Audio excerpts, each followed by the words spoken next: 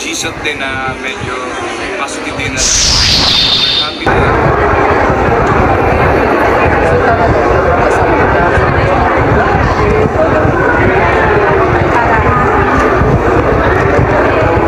Kalit-kalit na lang ako.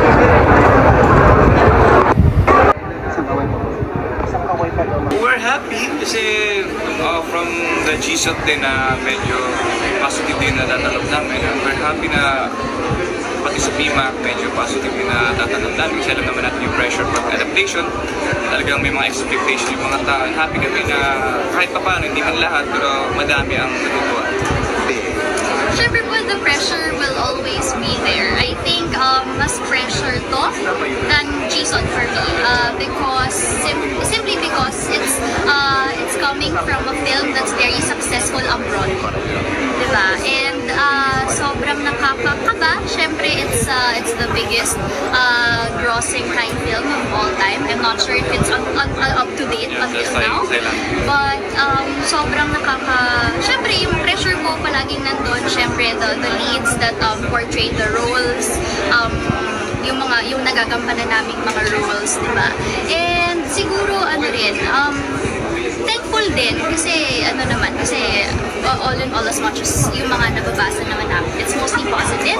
But again, I understand that we all have different opinions, diba? Not everyone naman can be on the same page, and I accept it, and I just really hope that they give the project a chance. But Thank you.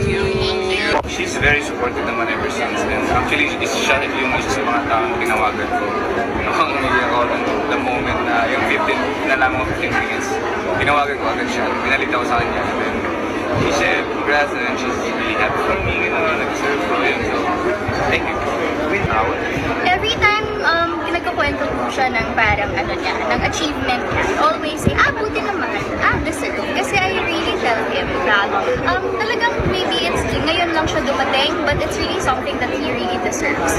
So, and lahat naman yun talagang pinaghirapan niya. It's his hard work, it's his time, and it's his patience, diba? So, it's time for him to really reap what he saw. So I'm very excited for him. I'm very excited for everything that's exciting coming his way. Ano sasabi mo sa sinabi ni Bey? Thank you. Thank you po. Salamat. Thank you.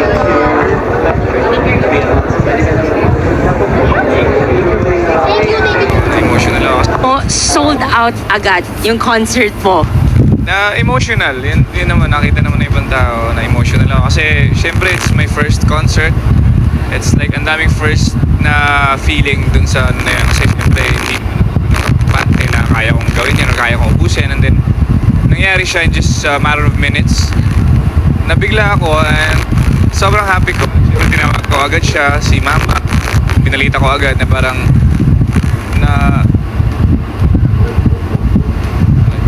binalita ko agad na yun, nangyari. Tapos nakita din nila na naging emotional ako. Ang tanong, may magiging kasunod ba yun or part 2? Kasi nga ang bilis nag-sold out. Sold out na din po yung day 2. Yeah. Day 3?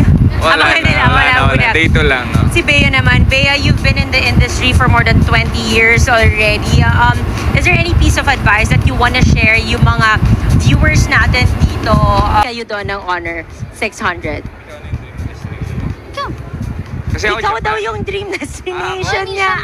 Siya muna. Sorry. Ako Japan. Japan. Kasi anime lover ako. Dalhin kayo. Kasama kayo. Karam na rin sa This is super time.